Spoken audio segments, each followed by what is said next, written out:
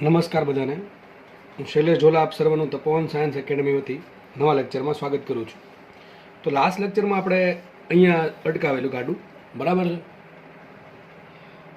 જેમાં આપણે જોયું હતું કે જે સરેરાશ વેગ, પહેલાં સરેરાશ વેગ ક્યાંથી આવ્યો હતો? સ્થાનાંતરથી. સ્થાનાંતર ક્યાંથી આવ્યું હતું? કે સ્થાનમાં ફેરફારથી. તો આપણે વન બાય એક એક સ્ટેપ પછી આપણે આગળ વધતા ગયા. પહેલાં આપણે સ્થાન લીધું, સ્થાનમાં ફેરફાર કર્યો, સ્થાનાંતર મેળવ્યું. સ્થાનાંતરમાં જે ફેરફાર થાય સમય સાથે એને આપણે કીધું સરેરાશ વેગ. સ્થાનાંતર સદિશ રાશિ તો સરેરાશ વેગ પણ સદિશ રાશિ. એમાં આપણે એવું સાબિત કર્યું કે સરેરાશ વેગ સદિશ વી બરાબર શું આવશે? Delta R by delta T. એટલે આપણને ખબર પડી delta x by delta T I caret plus delta Y by delta T જે કેરેટ. બરાબર છે. પછી મેં તમને અલગ અલગ ડાયાગ્રામ દોર્યા હતા બરાબર લાસ્ટ લેક્ચરમાં, કે આ પ્રમાણે આપણે જે સમયગાળો છે એને ધીમે ધીમે ઘટાડતા જઈએ તો સમયગાળો ઘટી જશે. સમયગાળો ઘટવાના કારણે જે સ્થાનાંતર છે એ પણ ઘટશે. બરાબર, સ્થાનાંતરમાં પણ થોડો ઘટાડો થશે. અને બીજું આપણે આકૃતિ બધા આપણે એવું જોયેલું કે અહીંયા જે સ્થાનાંતરના ઘટાડાના કારણે તમે જોઈ શકો છો વન બાય વન આકૃતિ પરથી 1 2 3 4 પરથી કે સમયગાળો જો હું ઘણો સૂક્ષ્મ લઈ લઉં, that is delta T tends to 0 હોય તો સરેરાશ વેગ છે, સ્થાનાંતર એકદમ સૂક્ષ્મ હશે. સમયગાળો ઓછો આપીએ આપણે એકદમ સૂક્ષ્મ, બરાબર, ટેન્સ ટુ 0, એક્ઝેક્ટલી 0 નહીં પણ 0 ની ઘણું નજીક, બરાબર છે. ત્યારે જ્યારે જે સરેરાશ વેગ છે એ આપણો વેગમાં પરિણમે છે. અને ત્યારે સરેરાશ વેગની દિશા કંઈક આ જે વક્ર છે એને સ્પર્શક સ્વરૂપે મળે છે. તો આ એક બહુ મહત્વની વાત આપણે સાબિત કરી હતી. તો આના પરથી આપણને એ ખબર પડી જાય કે સર વેગની દિશા ક્યાં? તો વેગની દિશા ક્યાં હોય? તો જે માર્ગ છે, વક્રાકાર માર્ગ, કોઈ પણ માર્ગ હોય, એ માર્ગને આપેલ બિંદુએ દોરેલા સ્પર્શકની દિશામાં હોય છે. વેગની દિશા ક્યાં હોય? વેગની દિશા આપેલ બિંદુએ વક્રાકાર માર્ગને દોરેલા સ્પર્શકની દિશામાં હોય છે. આ વસ્તુ આપણે જોયેલી. ત્યારબાદ આપણે વેગ માટે સમીકરણ તારવેલું અને આના પરથી આપણને ખબર પડી હતી કે સરેરાશ વેગ છે એમાં જે delta R by delta T આવે છે એમાં જો સમયગાળો સૂક્ષ્મ લઈ લેવામાં આવે, that is limit delta T to 0 લેવામાં આવે તો સરેરાશ વેગ છે એ વેગ બની જશે. બરાબર, સરેરાશ વેગ છે એ વેગ બની જશે.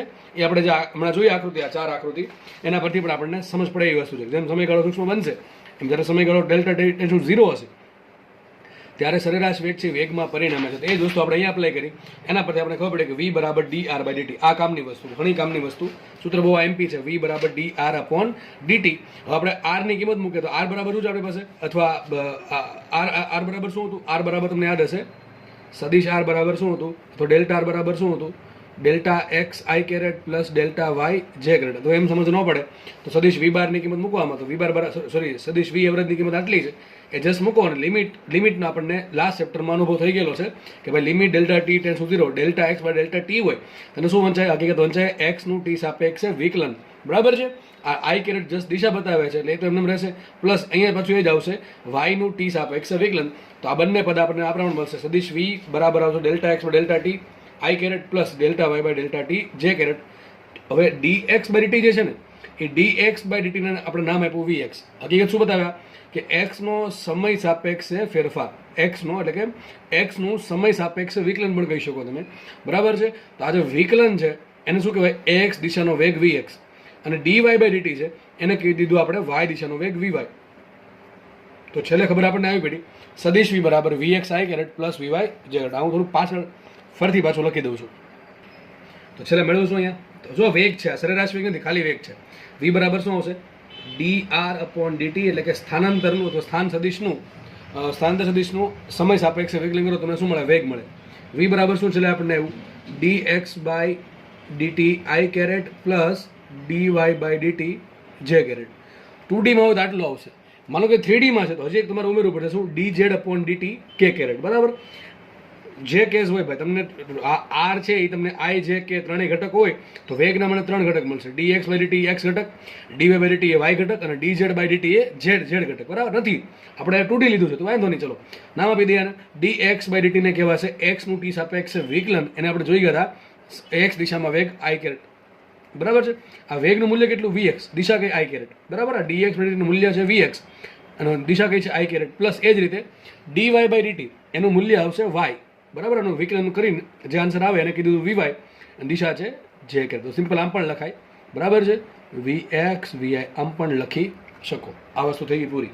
માનો કે વેગ છે સદિશ વી આ રીતે છે. બરાબર છે. માર્ગ કોઈ વક્રાકાર માર્ગ છે એના પર આપણે આ બિંદુ વેગ જોઈએ છે. વક્રાકારમાં કોઈ પણ રીતનો છે, સમજો ને, સમજવા માટે દોર દઈએ આ રીતનો છે, બરાબર છે.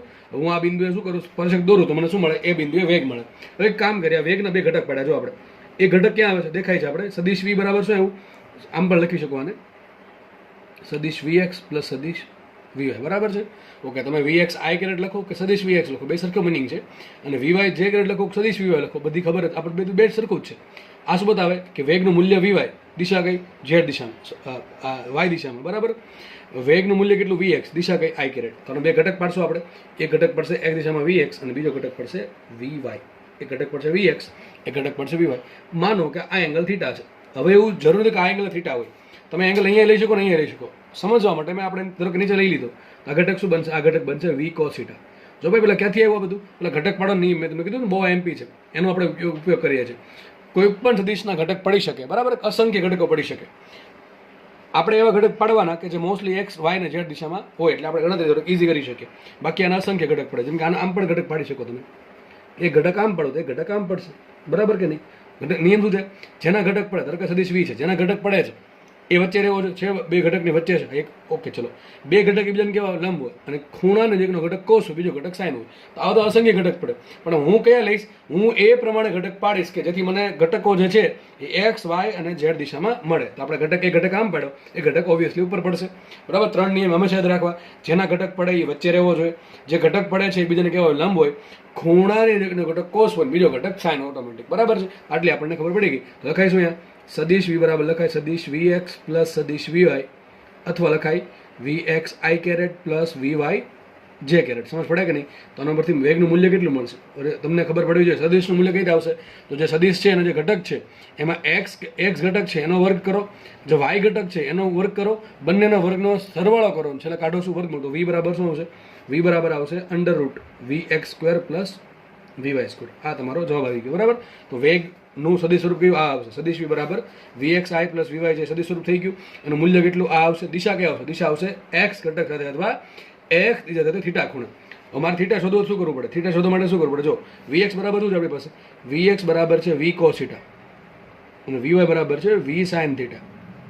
તો એક કામ કરીએ, vy ભાગ્યા vx કરીએ તો શું મળે, tan થીટા. તો tan થીટા બરાબર આવશે vy ભાગ્યા vx, બરાબર કે નહીં. હવે આ vy ભાગ્યા vx કરો તો v sin થીટા છેદમાં v cos થીટા, v ઉડી ગયા, શું વધશે, sin બાય cos tan થીટા. તો આમ પણ લખી લો ઘણી જગ્યાએ, થીટા બરાબર શું હશે, tan inverse vy upon vx. આ બધી વસ્તુ છે ને દાખલા ગણશું તો તમને એકદમ મગજમાં ક્લિયર કટ બેસી જશે. અત્યારે જસ્ટ ખાલી સમજવાનો પ્રયત્ન કરો, બરાબર છે. ઓકે, ચલો, આ થિયરી પૂરી થઈ છે. દિશા કઈ દિશામાં, આ દિશામાં. થીટા શું છે, થીટા છે સદિશ vx સાથે બનાવેલો ખૂણો. થીટા શું છે, what is theta here, theta is equal to tan inverse vy by vx, બરાબર. આનો મિનિંગ એમ થાય કે સદિશ v છે vx સાથે, એટલે કે x દિશા સાથે કયા ખૂણે છે, આ દિશામાં છે, બરાબર. આ દિશામાં છે થીટા ખૂણે, એટલે x ડાયરેક્શન સાથે સદિશ v થીટા ખૂણો બનાવે છે. એનું મૂલ્ય કેટલું છે, under route vx square plus vy square. Direction આ છે. ઓકે, આપણે નેક્સ્ટ થિયરી ભણીએ પ્રવેગવાળી, બરાબર. પ્રવેગમાં આપણે બે વસ્તુ ભણશું, પહેલા આપણે સરેરાશ પ્રવેગ ભણશું અને ત્યારબાદ આપણે કૂદકો મારશું સિમ્પલ પ્રવેગ અથવા તાત્ક્ષણિક પ્રવેગ અથવા તત્કાલીન પ્રવેગ, અથવા સિમ્પલ ઇંગ્લિશમાં કહો તો ઇન્સ્ટન્ટેનિયસ એક્સલરેશન. ઓકે, આગળ વધીએ. તો નેક્સ્ટ આપણે સમજીએ કે મારી પાસે સ્થાનાંતર છે, એના પરથી મને સરેરાશ વેગ મળો, સરેરાશ વેગ પરથી સિમ્પલ વેગ મેળો. હવે વેગ પરથી આપણે સરેરાશ પ્રવેગ શોધશું અને સરેરાશ પ્રવેગ મળી ગયા બાદ આપણે પ્રવેગ શોધશું, બરાબર. તો ફટાફટ જોઈએ, ચલો. માનો કે એક્સ વાય દિશામાં, એટલે કે ઉગમ બિંદુ ઓ સાપેક્ષે કોઈ કણ આ પ્રમાણે ગતિ કરે છે, બરાબર. આ શું આપ્યો, ગતિપથ આપ્યો છે કે કણ છે એનું સ્થાન છે આ પ્રમાણે બદલાય છે. એક્સ દિશામાં સ્થાન આ પ્રમાણે બદલાશે અને વાય દિશામાં આ પ્રમાણે બદલાશે, બરાબર.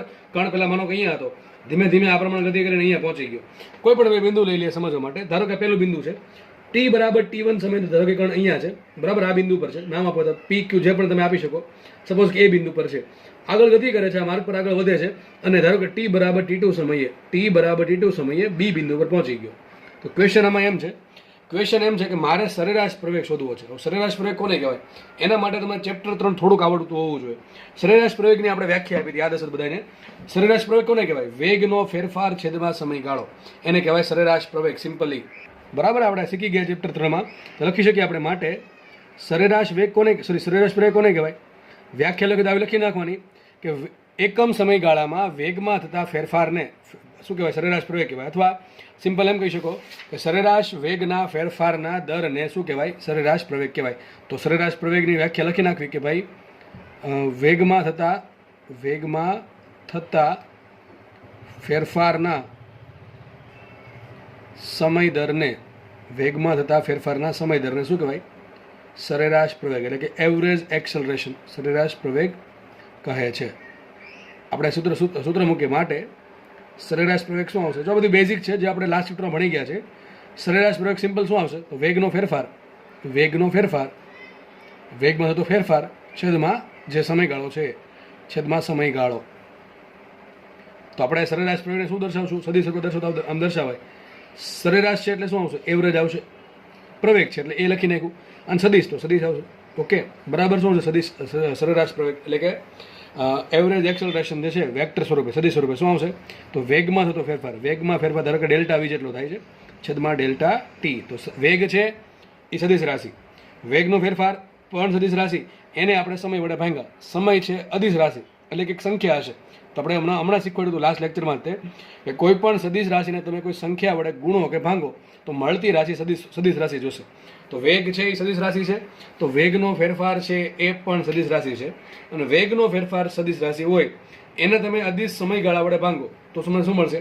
સરેરાશ પ્રવેગ મળશે જે સદિશ રાશિ છે. ઓકે, ચલો આટલી ખબર પડી આપણને. હવે ક્વેશ્ચન એમ થાય કે સર સરેરાશ પ્રવેગની દિશા ક્યાં હશે? દેખાય જ છે ડેલ્ટા ટી છે એ તો સમયગાળો છે, એને દિશા હોય નહીં. તો વધુ કોણ? સરેરાશ વેગનો ફેરફાર. તો જે દિશામાં વેગનો ફેરફાર થાય છે એ દિશામાં સરેરાશ પ્રવેગ હોય. તો લખી નાખો ને અહીંયા સરેરાશ પ્રવેગની દિશા વેગના ફેરફારની દિશામાં હોય છે. ઓકે, ચલો આ સૂત્ર થોડુંક આપણે આગળ વધારવું છે. લખીએ અહીંયા સરેરાશ વેગ, સરેરાશ છે બરાબર. શું છે? ડેલ્ટા વી શું થાય? અંતિમ વેગ માઇનસ પ્રારંભિક વેગ. જો ડેલ્ટાનો મિનિંગ એક જ થાય, અંતિમ માઇનસ પ્રારંભિક. તો શું છે? વેગનો ફેરફાર. વેગનો ફેરફાર કોને કહેવાય? પહેલા કંઈક વેગ હતો બરાબર, એમાં કંઈક ફેરફાર થયો. તો વેગમાં ફેરફાર થયો તો ધારો કે ટી બરાબર T1 છે. તમારે બધું લખવાનું છે બરાબર છે. જાતે લખતા શીખવાનું, બુક પર રહેવું નહીં. આકૃતિ જે બનાવો એના બધી લખવાનું. કેમ લખવાની જરૂર પડે? અરે મારે અહીંયા ડેલ્ટા વીની જરૂર પડી છે, ડેલ્ટા વીની કિંમત મૂકવાની જરૂર પડી છે. ડેલ્ટા વી શું છે? વેગનો ફેરફાર. વેગનો ફેરફાર તો 100% હશે કે પહેલાં કંઈક વેગ હશે, કંઈક હવે વેગ બદલી ગયો એટલે તો ફેરફાર કીધો. ધારો કે ટી બરાબર T1 સમયે એ બિંદુ પાસે કણનો વેગ V1 છે અને કણ આગળ ગતિ કરે છે, અને ટી બરાબર T2 સમયે બી બિંદુ પાસે ધારો કે એનો વેગ થઈ ગયો V2. હવે મારે વેગ દોરવો છે એમાં. ચલો વેગ કઈ રીતે દોરાશે? હું વેગની વાત કરું છું. વેગનો ફેરફાર છે તો વેગ કઈ રીતે મળે? હમણાં શીખવાડ્યું છે કે ગતિ માર્ગ પર વેગ કઈ રીતે મળશે? તો ગતિ માર્ગ પર વેગ જે બિંદુએ તમારો વેગ શોધવો છે એ બિંદુને દોરી દેવાનો સ્પર્શક. તો ચલો આ બિંદુ છે, આ બિંદુએ હું આ માર્ગને દોરું સ્પર્શક, તો આ પ્રમાણે આવશે કંઈક. ધારો કે વેગ આવ્યો V1 બરાબર છે. હવે મારે આ બિંદુ પર વેગ જોઈએ છે, તો આ બિંદુ પર વેગ જોઈતો હોય મારે શું કરવું પડે? મારે એ બિંદુએ આ માર્ગને સ્પર્શક દોરવો પડે. ધારો કે સ્પર્શક આ પ્રમાણે આવ્યો, આ V2 થઈ ગયો બરાબર છે. તો પહેલા વેગ V1 હતો, હવે વેગ થઈ ગયો V2.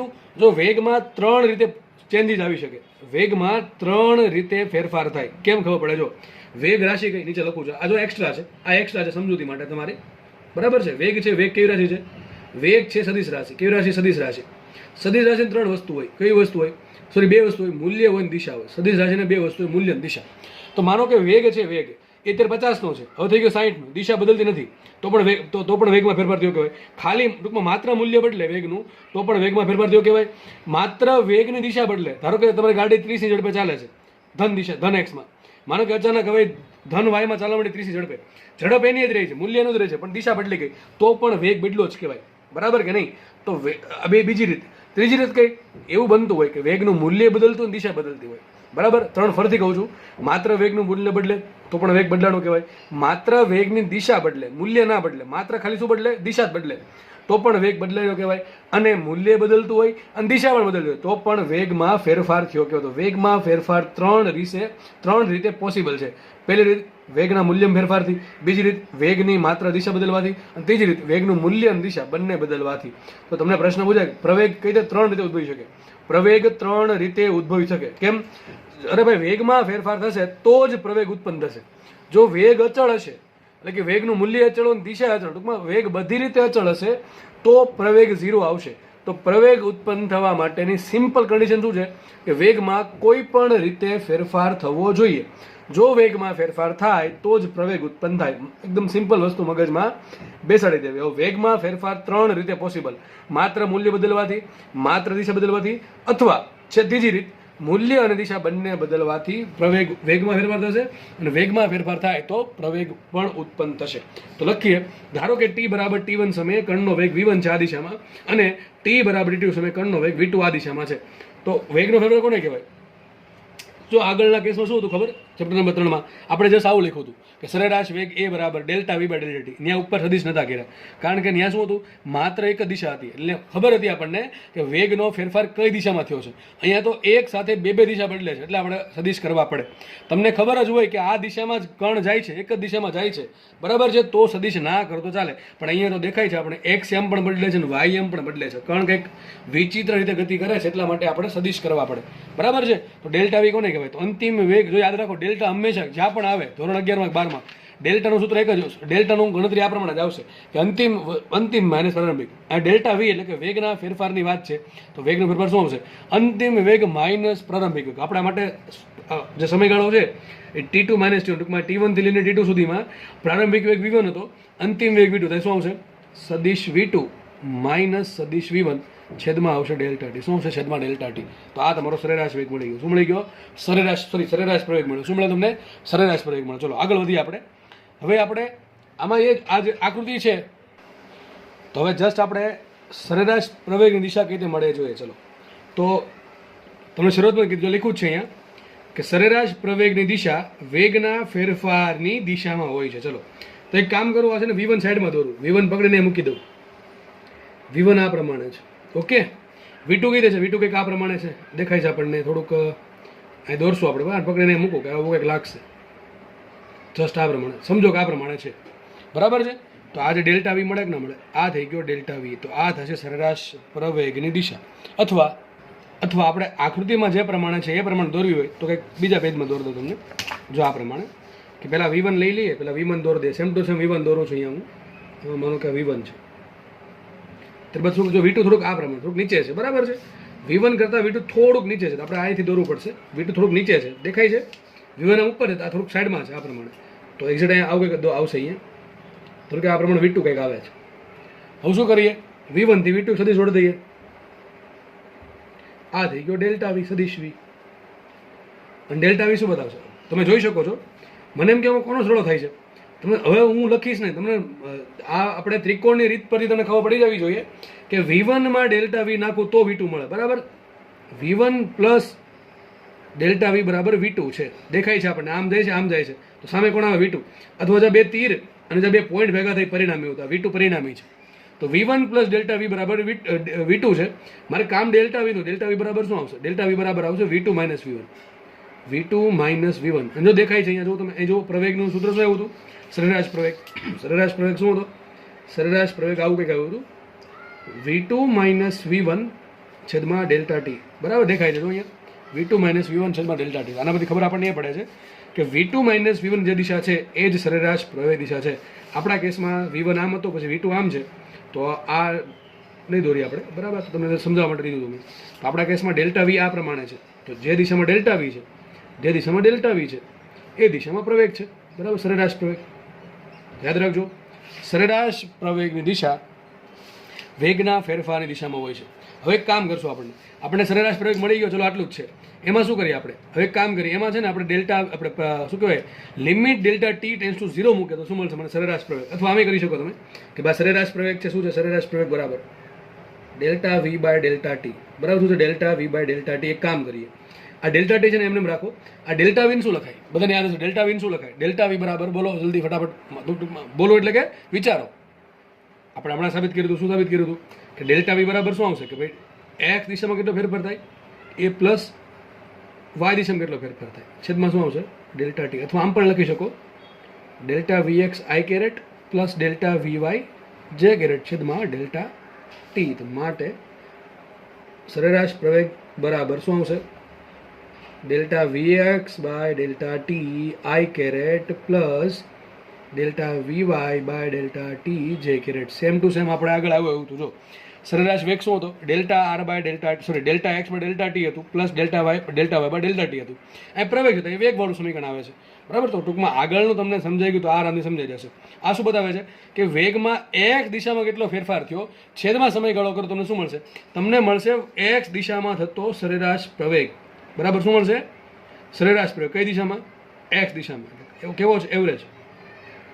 પ્લસ આ delta V by delta t મતલબ શું થાય કે વેગમાં વાય દિશામાં કેટલો ફેરફાર થયો એને ભાંગ્યા સમયગાળો કરો તો વેગનો ફેરફાર છેદમાં સમયગાળો, પણ વેગનો ફેરફાર આપણે વાય દિશામાં લઈએ તો મને સરેરાશ વેગ પણ વાય દિશામાં મળે જે કેરેટ. બરાબર. બધી એકની એક વસ્તુ ચાલે છે. બરાબર. જે કાલે આપણે લાસ્ટ લેક્ચરમાં સમજેલા એવું જ અહીંયા છે. જસ્ટ ખાલી શું થયું? વેગનું પ્રવેગ થઈ ગયું અને સ્થાનનું થઈ ગયું વેગનો ફેરફાર. જસ્ટ શું હતું? સ્થાનાંતર હતું, ડેલ્ટા એક્સ ડેલ્ટા વાય. અને આ સાઈડ શું હતું? વેગ હતું. વેગનું કરી નાખ્યું પ્રવેગ અને સ્થાનાંતર થઈ ગયું ડેલ્ટા વી એક્સ અને ડેલ્ટા વી વાય. આનો મિનિંગ એમ થાય કે વેગમાં એક્સ ડાયરેક્શનમાં થતો ફેરફાર. આનો મિનિંગ એમ થાય વેગમાં વાય દિશામાં થતો ફેરફાર ભાંગ્યા સમયગાળો કરો તો શું મળે તમને? આ મળશે delta v x by delta ટીને શું કહેવાય? એક્સ દિશામાં મળતો સરેરાશ વેગ. અને આને કહેવાય delta v y by delta ટીને કહેવાય વાય દિશામાં મળતો સરેરાશ વેગ. આટલી ખબર પડી ગઈ. હવે આપણે કૂદકો મારીએ પ્રવેગ પર. તો પ્રવેગ બહુ આરામથી મળી જાય આપણને. ખબર છે કે જે વેગનું જે પ્રવેગનું સરેરાશ પ્રવેગ જે છે એ સરેરાશ પ્રવેગમાં જો સમયગાળો સૂક્ષ્મ લઈ લેવામાં આવે તો શું થઈ જશે? પ્રવેગ મળશે આપણને. તો લખીએ ચલો. જો થોડુંક ફાસ્ટ એટલા માટે ચાલે છે કારણ કે આ બધું લાસ્ટ ચેપ્ટરમાં ભણી ગયા છે બહુ સારી રીતે. એટલે મેં તમને પહેલાં કીધું હતું કે જે લોકોને લાસ્ટ ચેપ્ટર વ્યવસ્થિત સમજેલું છે અને પોતે મહેનત કરેલી છે એને આમાં કંઈ ટૂંકમાં ઓછી મહેનત સમજાઈ જશે. અને જે લોકોએ આગળનું ચેપ્ટર વ્યવસ્થિત ભણ્યું નથી એને તકલીફ પડશે આ ચેપ્ટરમાં. બરાબર. બની શકે તકલીફ પડે, એવું જરૂર તકલીફ પડે જ, પણ બની શકે તકલીફ પડે. તો એને પહેલાં ટૂંકમાં આગળનું લેક્ચર વ્યવસ્થિત ખબર હોવી જોઈએ. એમાં તમને મેં સમજાવેલું છે કે સરેરાશ પ્રવેગમાં પ્રવેગમાં શું ફરક છે.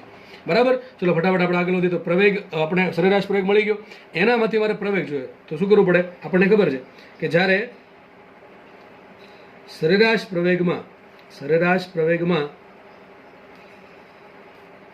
સમયગાળો ડેલ્ટા ટી ટેન્સ ટુ 0 હોય તો સરેરાશ પ્રવેગ પ્રવેગમાં પરિણમે છે. મોટે લખાઈશું મેથેમેટિકલી શું લખાય? આ જો આ સરેરાશ પ્રવેગ છે, આ ખાલી પ્રવેગ છે. હવે પ્રવેગના બીજા બે નામ પણ છે. તત્કાલીન પ્રવેગ કહી શકાય, તાત્ક્ષણિક પ્રવેગ પણ કહી શકાય. ઇંગ્લિશમાં કહેવું તો ઇન્સ્ટન્ટેનિયસ એક્સલરેશન કહી શકાય. આપણે સિમ્પલ પ્રવેગ કહેશું અથવા એક્સલરેશન કહેશું.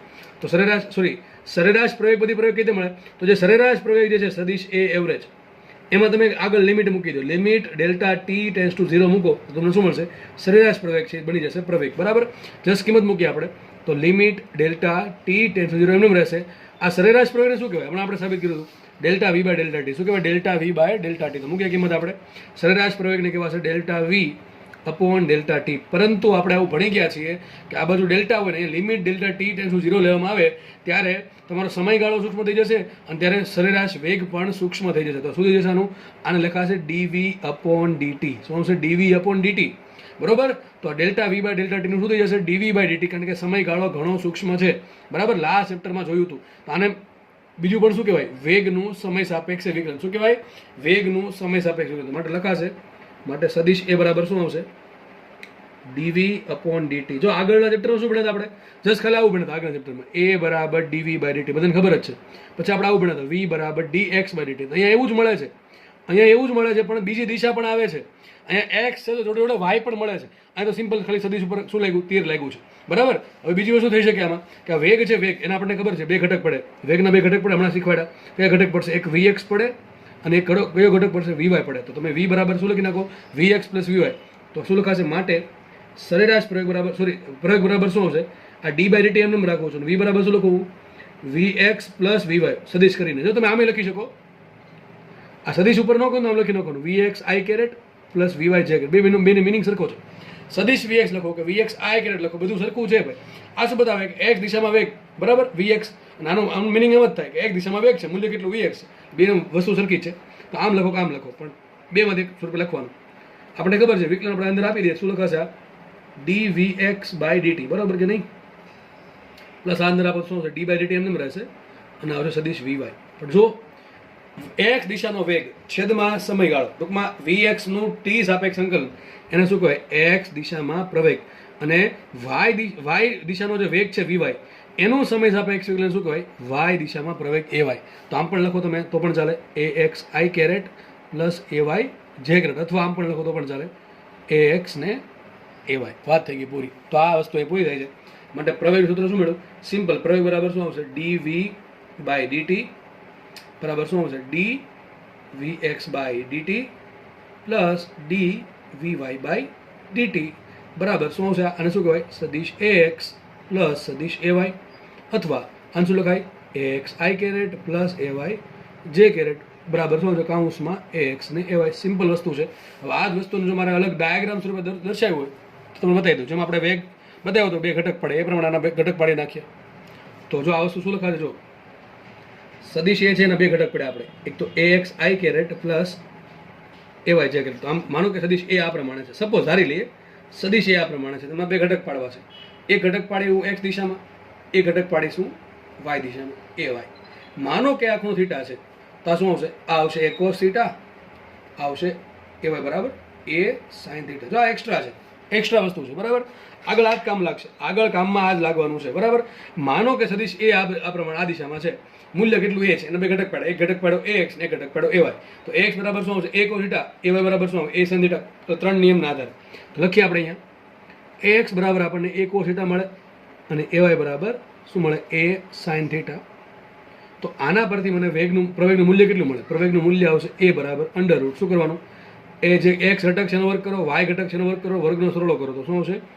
ax square plus ay square, છેલ્લે કાઢી નાખો વર્ગમાં. તો તમને પ્રવેગનું મૂલ્ય મળી ગયું. આગળ સમજાવ્યા પ્રમાણે tan થીટા બરાબર શું આવશે? tan થીટા બરાબર આવશે ay by x, ay by x. આ વસ્તુ પૂરી અહીંયા. તો થીટા બરાબર શું આવે? થીટા બરાબર આવે tan inverse ay by x બરાબર. આ વસ્તુ એ પૂરી થાય છે. તો જેવું આપણે વેગમાં ગણતરી કરી એ જ અહીંયા પ્રવેગમાં આવશે. ટૂંકમાં કોઈ એક થિયરી સમજો ને તો બીજી થિયરી ઓટોમેટિક લખતા આવડી જ જાય. ખાલી એટલું કહીએ, એટલું યાદ રાખવાનું કે વેગ ક્યાંથી મળે? સ્થાનાંતરમાંથી. પ્રવેગ ક્યાંથી મળે? વેગમાંથી. બસ એટલી આવડી જાય તો બધી થિયરી બેઠી બેઠી આવડી જશે બરાબર. લખતા પણ આવડી જશે. અને બધા સૂત્રો બધા આગળ ભણાવ્યા એની જેવા જ આવે છે. ઘણા લોકોને ખબર પડી ગઈ છે કે લાસ્ટ ચેપ્ટર અને આ ચેપ્ટરમાં કઈ જગ્યાએ ડિફરન્સ આવે છે.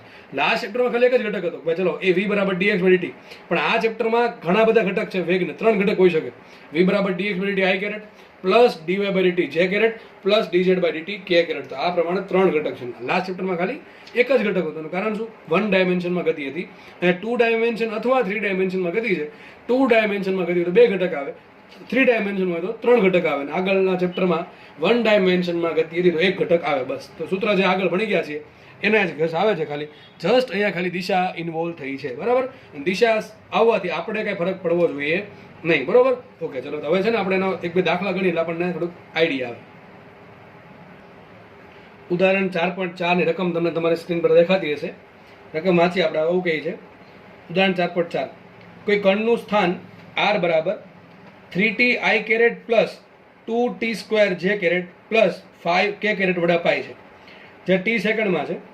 સહગુણકના એકમો એવી રીતે છે કે જેથી r મીટરમાં મળે. ઓકે ચલો તો પહેલો ક્વેશ્ચન આપણને એમ કહે છે કણનો વેગ, જો કાઉન્સમાં લખો v ઓફ t, શું વંચાય? v of t. અથવા વેગ છે એ t નું શું કહેવાય? ફંક્શન છે અથવા વિધેય છે. ટૂંકમાં એમ કહેવા માંગે છે કે વેગનું સમીકરણ મેળવો t સ્વરૂપે. અને બાજુમાં લખ્યું તથા a ઓફ t એટલે કે ટૂંકમાં a એટલે પ્રવેગ, પ્રવેગનું સમીકરણ મેળવો સમયવાળું. પહેલો ક્વેશ્ચન આવો છે. બીજો ક્વેશ્ચન એમ કહે છે કે t બરાબર 1 સેકન્ડ માટે વેગનું મૂલ્ય અને દિશા શોધો. ચલો પહેલા આપણે વેગનું સમીકરણ મળે તો આપણને કોઈ પણ સમયે વેગે મળી શકે, પ્રવેગે મળી શકે, દિશા સહિત મૂલ્ય સહિત બરાબર. ચલો હવે રકમ હટાવી લઈએ આપણે. શું રકમ આપ્યું? જુઓ રકમમાં કંઈક આવું કહે છે. જુઓ તમને એક વસ્તુ આપી હતી સદિશાર, તમને શું આપ્યું? સ્થાન આપ્યું. સ્થાન શું આપ્યું છે? આવું કંઈક આપ્યું છે 3t i caret plus 2t square j caret plus 5k caret. આવું તમને આપ્યું. આ મીટરમાં આપ્યું છે. આ તમને સ્થાન મીટરમાં આપ્યું છે. ઓકે ચલો આવું આપ્યું છે બરાબર. જો આ સ્થાન શું છે? આ સ્થાન છે. સ્થાનાંતર શું છે? સ્થાન છે. સ્થાનાંતર આગળ ડેલ્ટા આર હોય, ખબર પડે કે ને એટલી. તો સ્થાન આર બરાબર શું આપ્યું આપણને? 3t i caret plus 2t square j caret plus 5k caret. આવું આપણને કંઈક સ્થાન આપેલું છે. હવે તમે જોઈ શકો છો આ જે સ્થાન છે શું અચળ છે? ના, જો 5 તો અચળ છે બરાબર છે. પણ આ બે વસ્તુ જુઓ, તમે t બરાબર 0 મૂકો, t બરાબર 0 મૂકી દો તો શું મળશે? આ 0 થઈ જશે, આ પણ 0 થઈ જશે, તો ખાલી વધશે 5. મતલબ એમ કહેવાય કે t બરાબર 0 એટલે કે પ્રારંભમાં ત્રણ ક્યાં હતો? પેલા 5 મીટર હતો, પણ ક્યાં? ઝેડ દિશામાં હતો. હવે તમે ટીની અલગ અલગ કિંમત મૂકો, ટી બરાબર 1 મૂકો, ટી બરાબર 2 મૂકો, ટી બરાબર 3 મૂકો, તો આ બંને વસ્તુ એક્સ વાય બદલશે, વાય એમ બદલશે. બરાબર? ઝેડિયમ તો અચળ જ છે. કેટલો? 5. કારણ કે ઝેડિયમ તમને ફિક્સ છે 5. પણ અહીંયા એક્સ ને વાય એમ છે એ સમય પર ડિપેન્ડ કરે છે. એટલે આ સમીકરણમાં તમે સમય બદલતા જાઓ તો તમને અલગ અલગ સ્થાન મળે.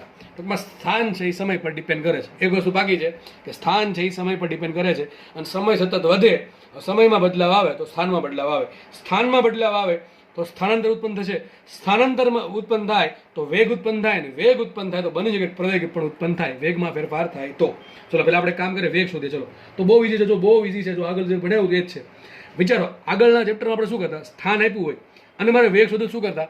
તમને વસ્તુ શીખવાડી કે વેગ શોધવો હોય, સ્થાન આપ્યું હોય, એક્સ આપ્યું હોય, વાય આપ્યું, ઝેડ આપ્યું હોય, તો આપણે શું કરતા? યાદ કરો, આપણે કંઈક આવું કરતા કે સ્થાનનું વિકલન કરવાથી શું મળે?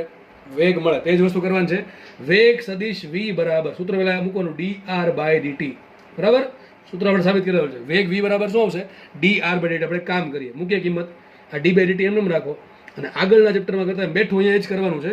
જસ્ટ આખું સમીકરણ લખી નાખવાનું r નું, અને વિકલન કરવાનું છે. તો શું આવશે? r બરાબર 3t i caret plus 2t square j caret plus 5k caret. ભાઈ જેવું આપ્યું એવું લખી નાખવાનું. બરાબર? આગળ વધીએ તો v બરાબર શું છે? જો v બરાબર આ d/dt એમ રાખો, d/dt એમ રાખો, તો કે વિકલન કરીએ આપણે. જો d/dt શું થશે? આ પદનું વિકલન પ્લસ કરીને બીજા પદનું વિકલન પ્લસ કરીને ત્રીજા પદનું વિકલન, ત્રણેય પદનું આપણે અલગ અલગ વિકલન કરીએ. ધ્યાનથી સમજજો. જો આઈ કેરેટ છે ને, આઈ કેરેટ એ તો દિશા બતાવે, એટલે એનું કઈ મૂલ્ય કેટલું? એકમ સદિશ છે, એનું મૂલ્ય 1 હોય. તો આ તો આપણે ગણવાનું છે જ નહીં વિકલનમાં, કારણ કે એ પોતે શું છે? દિશા બતાવવા માટે છે. આઈ કેરેટ, જે કેરેટ ને કે કેરેટ શું બતાવે? દિશા બતાવે, બીજું કાંઈ બતાવતા નથી. એનું મૂલ્ય પણ એક જ છે. ઓકે, તો આપણે વિકલન માટે જોવાનું છે 3t નહીં, અહીંયા જોવાનું છે કોને? 2t સ્ક્વેર, અહીંયા જોવું કોને? 5 નહીં. ઓકે, ચલો પહેલા આપણે કાંઈ નહીં, આનું વિકલન કરીએ 3t નું. એમાં 3 કેવા? જો વિકલન કોણ સાપેક્ષ છે? સમય સાપેક્ષ છે. બધાને વિકલન આવડતું હોવું જો ફરજિયાત છે. વિકલન નહીં આવડે તો આગળ દાખલો નહીં આવડે, પાકું છે. તો 3 એમ રાખો, 3 એમ રાખ્યા. ટી નું ટી સાપેક્ષ વિકલન થાય 1, કેટલા થાય? 1. અને આઈ કેરેટ એમને બહુ ઈઝી છે, થઈ ગયું, પતી ગયું. ચલો આગળ પ્લસ, તો પ્લસ એમને. ચલો 2 એમ રાખો, 2 એમ રાખો, આગળ વધીએ. ટી સ્ક્વેર નું ટી સાપેક્ષ વિકલન શું થાય? 2t. શું થાય? 2t. આગળ ભાઈ જોવો, લેક્ચર જોવો. બરાબર? વિકલનના કરાવેલા છે દાખલા ઘણા બધા. આ જે કેરેટ રહી એમને પ્લસ આમને આવશે, પ્લસ એમને આવશે. 5 તો એક સંખ્યા છે, સંખ્યાનું ટી સાપેક્ષ વિકલન. અરે ભાઈ અચળનું 5 એક સંખ્યા એટલે અચળ થઈ ગઈ. અચળનું સમય સાપેક્ષ, તો અચળનું વિકલન 0 થાય, 0 k કેરેટ. આ પદ 0 થઈ ગયું તો લખો કે ના લખો કઈ ફરક પડે નહીં. તો સાબિત શું થઈ ગયું? માટે સાબિત થયું સદિશ v બરાબર શું આવશે? આ 3 ગુણ્યા 1 3 થયા, 3i કેરેટ પ્લસ 2 દુ 4 4t j caret plus 0 k caret. તો લખાઈશું આમ પ્રમાણે લખી શકો, અને લખી શકો 3, 4t, 0, અથવા આમ લખો તો ચાલે 3, 4t.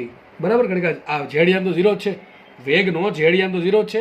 તો લખો કે ના લખો કે ફરક પડે નહીં, તો તમારો વેગ મળી ગયો. આટલો વેગ છે ભાઈ, કોઈ પણ સમય. જો સ્થાનાંતર, સ્થાન આ પ્રમાણે બદલતું હોય, સ્થાન છે સોરી, એ સમય પર આ પ્રમાણે આધારિત હોય, તો વેગ છે એ સમય પર આ પ્રમાણે ડિપેન્ડ કરશે.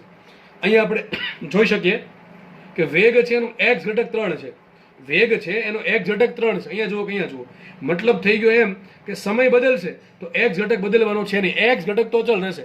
આગળ વધીએ, વેગનો વાય ઘટક 4t છે, એમાં સમય આવે છે.